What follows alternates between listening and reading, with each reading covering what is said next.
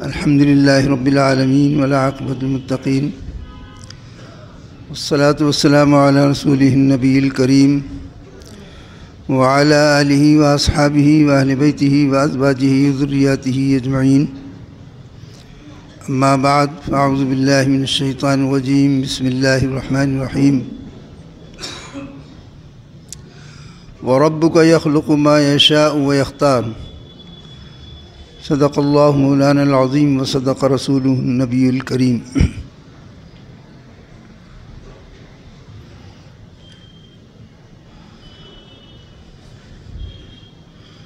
اور تمہارا پروردگار جو چاہتا ہے پیدا فرماتا ہے اور جو چاہتا ہے اختیار کرتا ہے، پسند فرماتا ہے۔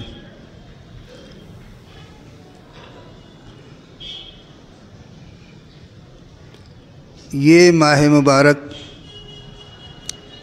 شعبان المعظم شروع ہو چکا۔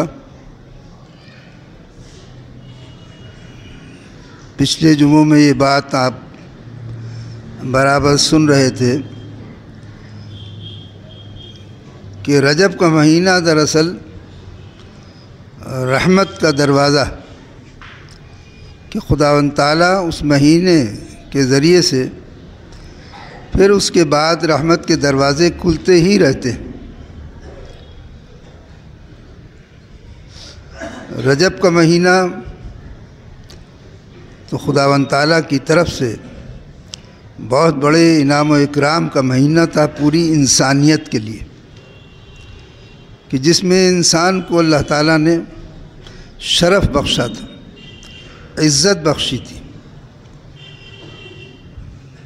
کرامت کا تاج اس پہ سر پر رکھا۔ انسانیت کے نمائندے، محسن انسانیت آقا نامدار صلی اللہ تعالیٰ علیہ وسلم کو اپنی بارگاہ خاص میں بلا کر پوری انسانیت کو عزت عطا فرمائی۔ اب جس نے اس عزت کو اپنے سر پر رکھا،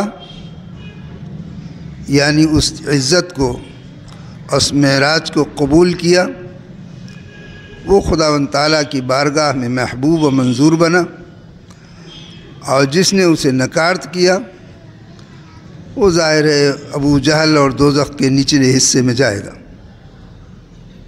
خداوند تعالیٰ نے تو اپنی طرف سے پوری انسانیت کو شرف بخشا تھا۔ انسانیت کے نمائندے حضرت محمد صلی اللہ علیہ وسلم کو اپنی بارگاہ خاص میں بلایا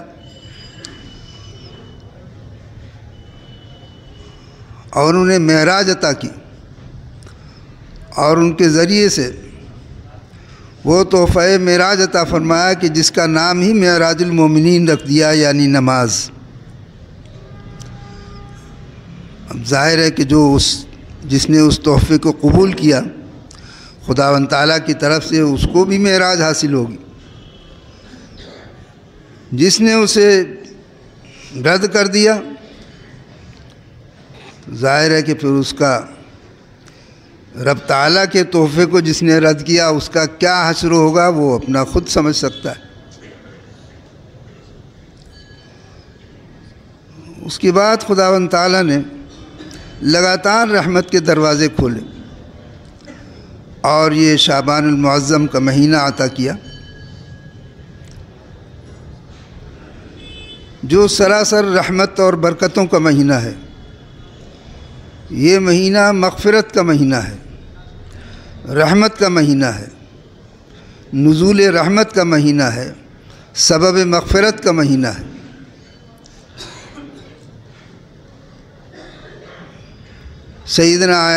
سیدتنا عائشہ صدیقہ رضی اللہ تعالیٰ عنہ فرماتی ہے کہ اس مہینے میں حضور اکرم صلی اللہ علیہ وسلم اتنی کثرت سے روزے رکھا کرتے تھے کہ یہ معلوم ہوتا تھا کہ آپ ان روزوں کو چھوڑیں گے ہی نہیں۔ کسی مہینے میں اتنی کثرت سے روزے آپ نہیں رکھتے تھے جتنے کہ شعبان کے مہینے میں کثرت سے روزے رکھتے تھے۔ مسلسل روزے رکھتے تھے اس میں۔ تو ایک مرتبہ حضرت عائشہ صدیقہ رضی اللہ تعالیٰ عنہ نے پوچھا کہ یا رسول اللہ کیا وجہ ہے کہ اس مہینے میں آپ بڑی کثرت سے روزے رکھتے ہیں؟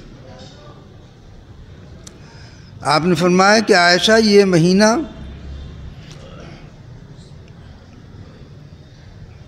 اعمال کے اوپر اٹھائے جانے کا مہینہ ہے۔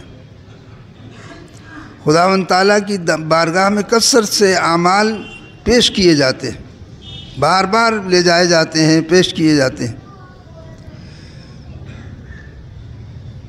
تو میں چاہتا ہوں کہ جب خداوند تعالیٰ کی بارگاہ میں اعمال پیش ہوں تو اس وقت میں روزے سے ہوں، یعنی روزہ بھی میرے عمل میں شامل ہو جائے۔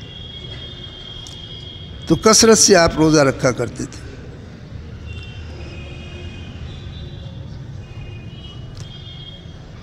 اس مہینے کے اندر خداوند تعالیٰ نے بڑی خوبیاں رکھی۔ حضور اکرم صلی اللہ علیہ وسلم نے ارشاد فرمایا کہ یہ مہینہ میرا ہے۔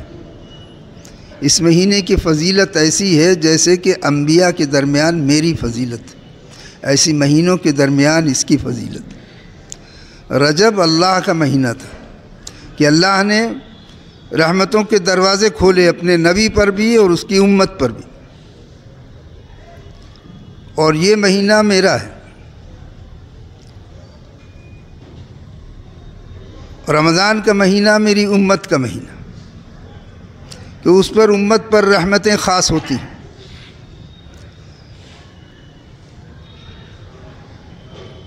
رجب، شعبان، رمضان، 3 مہینے خداوند تعالیٰ کی طرف سے رحمت اور مغفرت کے ہوتے ہیں۔ رجب گزر گیا، رمضان ابھی آیا نہیں، تو شعبان کو جو خداوند تعالیٰ نے جس کو عطا کیا اور جس نے اسے پایا تو اسے غنیمت سمجھنا چاہیے کہ اگر شعبان رجب گزر گیا اور اس میں کوتاہی ہو گئی تو اس مہینے کے اندر ان کوتاہیوں کو آدمی پورا کرے، توبہ و استغفار کثرت سے کرے، اور اس امید میں نہیں رہے کہ رمضان میں کر لیں گے توبہ، رمضان میں کر لیں گے توبہ۔ نہیں معلوم اس مہینے کے اندر وہ خصوصیت یہ بھی ہے کہ اس مہینے کے اندر خداوند تعالیٰ تمام انسانوں کے رزق کو، موت کو، زندگی کو تقسیم فرما دیتا ہے۔ موت کے پروانے بھی لکھ دیے جاتے ہیں۔ حضرت علی کرم اللہ تعالیٰ فرماتے ہیں کہ حضور اکرم صلی اللہ علیہ وسلم نے ارشاد فرمایا کہ آدمی گھوم رہا ہے، بازاروں میں گھوم رہا ہے، پھر رہا ہے، زندگی کے سامان مہیا کر رہا ہے، اور اسے یہ نہیں معلوم ہے کہ میری موت کا مقدر ہو چکی ہے اور اس کا میرا پروانہ لکھ دیا گیا ہے۔ تو یہ مہینہ نہایت سنبھل کر چلنے کا ہے۔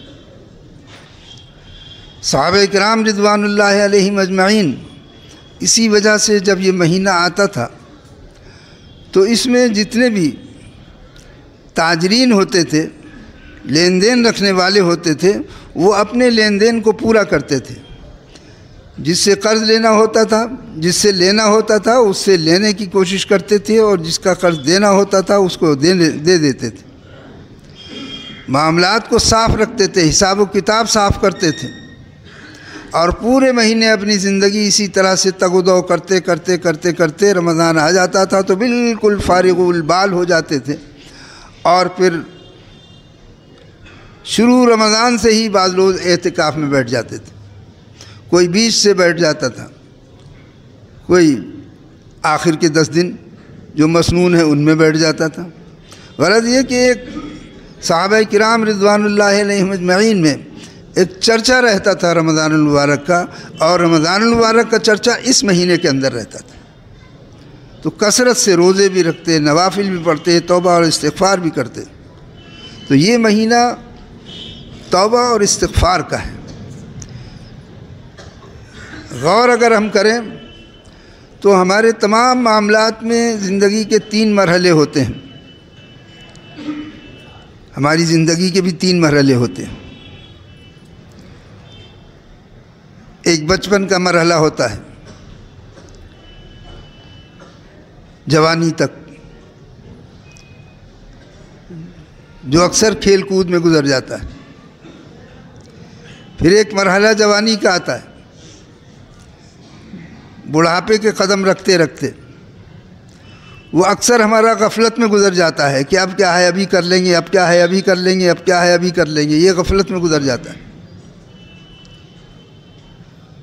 اور خداوند تعالیٰ جس کو مہلت اور موقع دے دے تو وہ بڑھاپا پا لیتا ہے، اور جس کو مہلت نہیں ملتی ہے تو وہ اسی غفلت کے اندر ہی اس کا وقت پورا ہو جاتا ہے۔ اور آج کل تو بہت دیکھا جا رہا ہے، کثرت سے دیکھا جا رہا ہے کہ اب بڑھاپے میں کم لوگ قدم رکھتے ہیں۔ تو زندگی کے یہ 3 مرحلے، بچپن گزر گیا، بڑھاپا ضروری نہیں ہے کہ آپ پالیں اس کو اور مہلت مل جائے آپ کو، تو جو درمیان کا حصہ جوانی کا ہے اس کو ہی غنیمت سمجھنا چاہیے، اور اس میں عمل کثرت سے کرنا چاہیے، توبہ اور استغفار کثرت سے کرنا چاہیے۔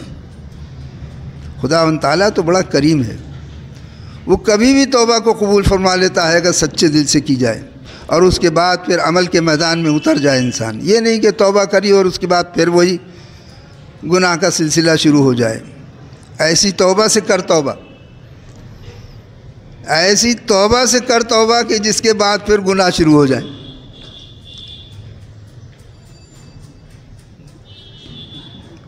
اگر آپ کسی بھی معاملے کو دیکھ لیجئے، جو آپ پل بناتے ہیں ایک سڑک کو پار کرنے کے لیے دوسری طرف جانے کے لیے، یہ دنیا ہے اور دوسری طرف آخرت ہے۔ اس کا پل جو آپ بناتے ہیں، تو پل کے 3 حصے ہوتے ہیں۔ ایک وہ حصہ ہوتا ہے جس میں ہم چڑھتے ہیں، ایک وہ حصہ ہوتا ہے جو برابر ہوتا ہے جس پہ ہم چلتے ہیں اپنی منزل کی طرف، اور پھر آخری حصہ آتا ہے کہ جس میں ہم منزل کی طرف اتر جاتے ہیں۔ 3 ہی حصے ہوتے ہیں۔ اپنے کپڑوں پہ غور کریے، جب کوئی کپڑا میلا ہو جاتا ہے تو اس میلے کپڑے کو ہم 3 مرحلوں سے گزارتے ہیں۔ اسے پانی ڈالتے ہیں، صابن لگاتے ہیں، میل کو اسے کچلتے ہیں، پھسلتے ہیں، اچھی طرح سے پھلاتے ہیں، اور جب پھول جاتا ہے تو پھر اس پہ پانی ڈال کے اس کو خوب کوٹتے ہیں، اس کا میل کچل دور کرتے ہیں، صاف کرتے ہیں، صابن لگاتے ہیں، جو بھی طریقہ اختیار کرتے ہیں میل کچل دور کرنے کا، صاف کرنے کا۔ اور اس کے بعد پھر وہ جو صاف ستھرا کپڑا ہو جاتا ہے پھر وہ اس قابل ہو جاتا ہے۔ میلے کپڑے کو آپ اچھے کپڑوں میں نہیں رکھتے، میلے کپڑے کو آپ اپنے صندوق میں نہیں رکھتے، میلے کپڑوں کو آپ صاف ستھرے نہیں رکھتے، میلے کپڑے پہن کے آپ محفلوں میں نہیں بیٹھتے۔ تو میلا کپڑا جب ہو جاتا ہے تو وہ تو اس قابل ہی نہیں رہتا جب تک کہ اس کو صاف نہ کیا جائے۔ ہم اپنی زندگی کے مرحلے کس طرح گزارتے ہیں؟ ہم گناہوں پر گناہ، گناہوں پر گناہ، گناہوں پر گناہ کرتے چلے جاتے ہیں۔ ہماری زندگی انتہائی گناہوں کی وجہ سے میلی ہو جاتی ہے۔ اس لیے تو حضور اکرم صلی اللہ علیہ وسلم نے ارشاد فرمایا کہ تمہارا کیا خیال ہے کہ اگر کسی شخص کے دروازے پر ایک نہر ہو اور اس میں 5 مرتبہ وہ غسل کرے کہ تو کیا اس کے بدن پہ میل باقی رہے گا؟ فرمایا نہیں یا رسول اللہ، کہا یہ 5 وقت کی نمازیں خداوند تعالیٰ نے اسی طرح عطا فرمائی ہیں کہ جو پابندی سے ان 5 وقت کی نمازوں کو پڑھے گا تو انشاءاللہ تعالیٰ اس کے بدن کے اوپر گناہوں کا میل باقی نہیں رہے گا۔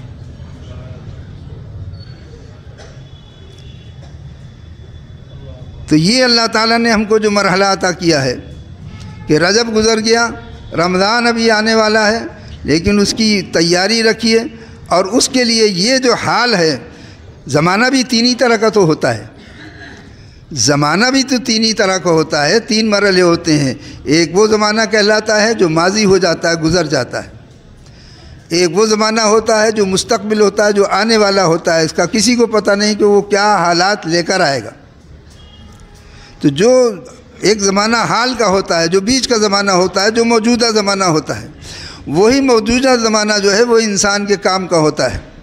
اس میں ہی جتنا کر لیتا ہے انسان، چاہے وہ تجارت ہو، چاہے ملازمت ہو، چاہے تعلیم ہو، جو بھی مرحلہ درمیان کا جو مرحلہ ہے وہی کام کا مرحلہ ہوتا ہے۔ اس کے اندر اگر انسان کامیابی کے ساتھ کر لیتا ہے تو آخرت میں اس کا آخری زندگی میں اس کا پھل پاتا ہے، اسی طرح سے یہ زندگی ہے۔ اگر ہم اس شعبان کو بھی ہم اسی طرح سمجھنا چاہیے کہ اگر ہم اس کے اندر محنت کر لیں گے کامیابی اختیار کرنے کے لیے، تو خداوند تعالیٰ آخرت میں ہماری کامیابی عطا فرمائے گا۔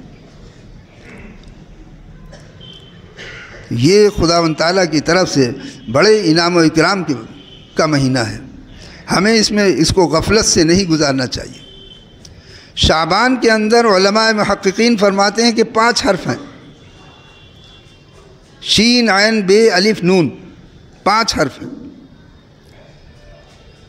شین اس بات کی طرف شروع ہوتے ہی اس بات کی طرف اشارہ ہے کہ اس مہینے کے اندر جو خداوند تعالیٰ کی طرف رجوع کرے گا، اس کی عبادتوں کی طرف رجوع کرے گا، اس کی رحمت کی طرف رجوع کرے گا، تو خداوند تعالیٰ اسے ترقیاں عطا فرمائے گا، اسے خداوند تعالیٰ ترقیاں عطا فرمائے گا۔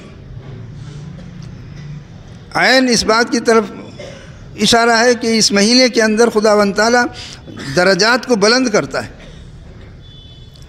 با اس بات کی طرف اشارہ ہے کہ خداوند تعالیٰ اس مہینے کے اندر نیکیوں کی زیادہ توفیق دیتا ہے، جو کرنا چاہے اس کو اتنی محنت عام دنوں کے مقابلے میں اتنی محنت نہیں کرنا پڑتی ہے نیکیوں کو کرنے کے لیے، جتنی آسانی سے اس مہینے کے اندر انسان کو نیکیاں حاصل ہو جاتی ہیں اور اس کے درجات حاصل ہو جاتے ہیں۔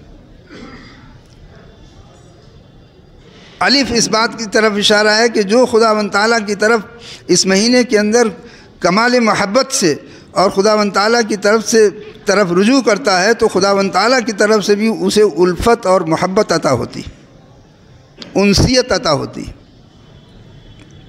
اور نون اس بات کی طرف اشارہ ہے کہ خداوند تعالیٰ کی طرف سے اسے نور حاصل ہوتا ہے۔ جو اعمال اچھے کرے گا، خداوند تعالیٰ کی طرف رجوع کرے گا، تو خداوند تعالیٰ اس کے سینے، دل و دماغ کو، اس کے چہرے کو، اس کے جسم کو، اس کے معاملات کو نور سے منور فرما دے گا۔ تو یہ مہینہ سراسر رات اور دن خداوند تعالیٰ کی طرف سے رحمتوں کا نزول ہوتا ہے، اور اسی لیے اس مہینے کے اندر ایک رات ایسی رکھی گئی ہے کہ جس کے اندر خداوند تعالیٰ اپنے بندوں کی بخشش کر دیتا ہے۔ یعنی آپ 15 دن تک آپ محنت کیجئے تو آپ کی مغفرت ہو جائے گی، اور 15 دن بعد جب رمضان آئیں گے تو آپ کے اوپر رحمتوں کی بارش ہو جائے گی۔ تو اس مہینے کو غفلت سے نہ گزاریں، خداوند کریم ہمیں عمل کرنے کی توفیق عطا